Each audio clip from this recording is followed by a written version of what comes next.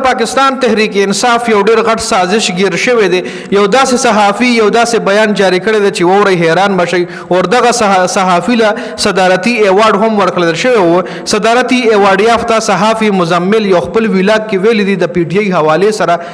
آی حواله سره سخت انکشافات کړی دي چې ووري حیران بشي. جی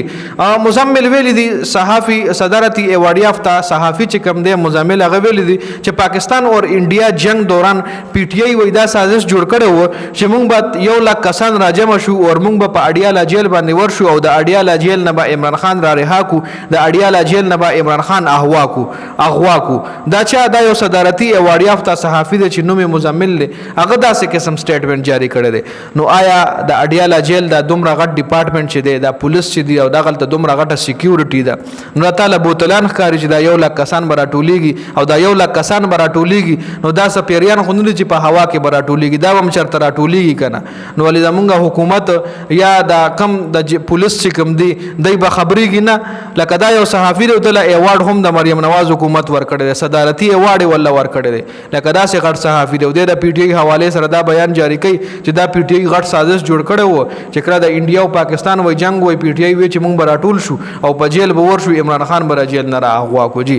دا سه قسم خلک هم په پاکستان کې شته او غټ صحافیان دي. جی خبر طرف ته جاوید چودري دی چې هغه بیان جاری کړی چې اوسور وځو کې به جنرال فیض حمید ته سزا ورکړل شي ووري دا ووري جاوید چودري سویل دي او د سره به د پی ټی آی لیډرشپ هم ګیریږي چې کله جنرال فیض حمید ته سزا ورکړل شي نو پی ټی آی لیډرشپ په هم ګیریږي او عمران خان به هم فوجي عدالتونو ته ځي او د پی ټی آی کم ایم ان ای او ایم پی ای چې گیر شي دا غي سټونه به خالی شنو پاغه باندې به دوباره الیکشن وشي او هغه الیکشن به نواز شریف وګټي وروره او بیا به د نون لیگ پیپل پارټي ته هم ضرورت نه وي. نون لیگ به ځان له پخپل باندې حکومت جوړي د پی ټی آی د بدمعشیان د پاکستان پیپلز پارټي بدمعشیان د بلاول د بدمعشیان بنمني بیا به مطلب ټول حکومت د نواز شریف تشي. دا جاوید چودري بیان جاری کړی دی وروره چې جنرال فیض حمید ته سزا ورول شي او جنرال فیض حمید ته سزا او دو سره به د پی ټی آی ایم ان ای ایم پی ای کې څه کسان دي چې بم ګیریږي نو دغه چې ګیر شي دغه سټونه به خالی شي پاغه باندې به مونږ الیکشن کو او دغه الیکشن به نواز شریف وګټي نواز شریف سره به سټونه زیات شي